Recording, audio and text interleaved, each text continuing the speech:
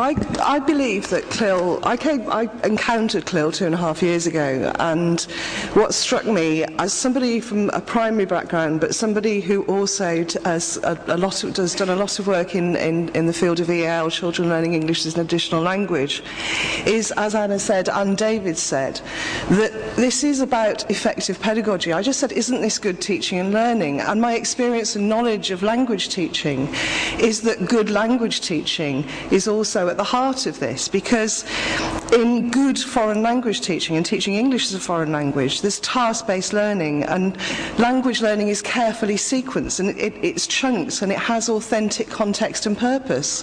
Good language teachers teach with meaningful contexts, and they enable learners to develop fluency, accuracy and complexity.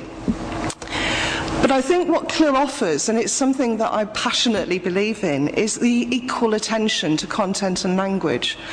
For me, you can't compromise content because of a language progression, and equally you can't compromise language because of a content progression.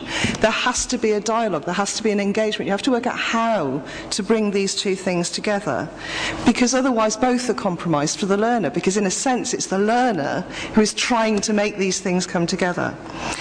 And I think what's fascinating working with teachers, and as David said, I'm sort of doing boldly what often people don't do, which is to get people who are monolingual, who feel themselves to be monolingual. They say, oh, I don't speak French very well, to teach through French. I have linguist trainees. I work at the university, and they work with these teachers.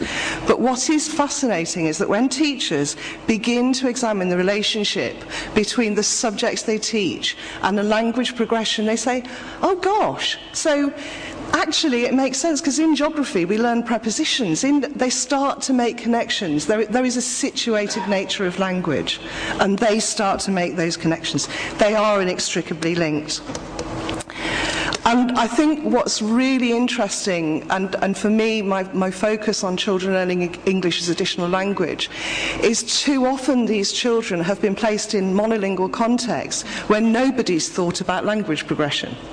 And so teachers teaching clil have to work out very carefully what language they are going to use. And good language teachers do that. How much language am I going to use?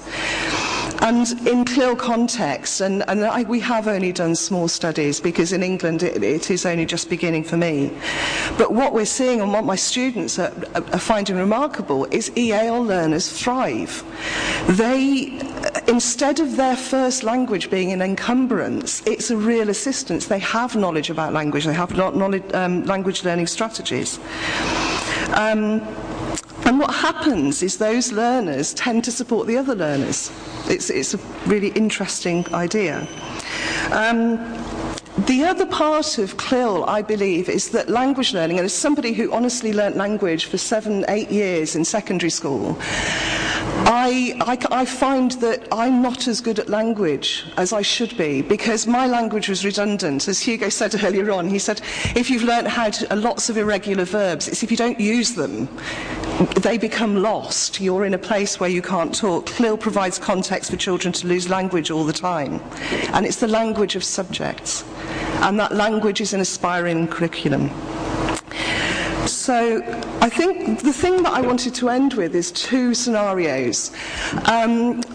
Two different situations. One teacher working with 8- and 9-year-olds, and we taught a clil unit, which was a history unit, and they were taught about the Tudors. And the children learnt instructional language. They learnt imperatives in the context of PE and design and technology. They learnt how to dance a pavan, and they learnt how to make shadow puppets for jousting. The following year, the teacher said, it's absolutely amazing. They remembered all the imperatives. They were off in a different context, but that language was something they recognised, and they had language they could use.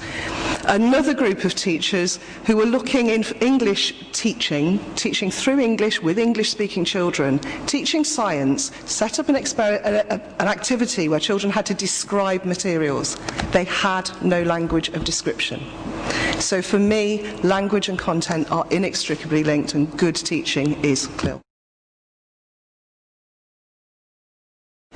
I just wanted to comment about this idea of change agents, because I think for me it's only working with language specialists that's enabled me to develop and implement CLIL. I work with people who've taught English as a foreign language and they are very fluent in French and Spanish. It is those students working in English primary schools who are working with experienced primary teachers to develop this connection. It needs to be a partnership. I mean, again, I will talk about English, the English community. The knowledge of grammar, the knowledge of syntax and lexis is woeful. I do performance morphology to my students. I have to deconstruct sentences to teach them about adjectives, and some of them are English graduates. So I think it's really shocking. So change agents. I think the language teaching community is essential to CLIL. So for me, I really want to bring them on board. Thank you, Dave.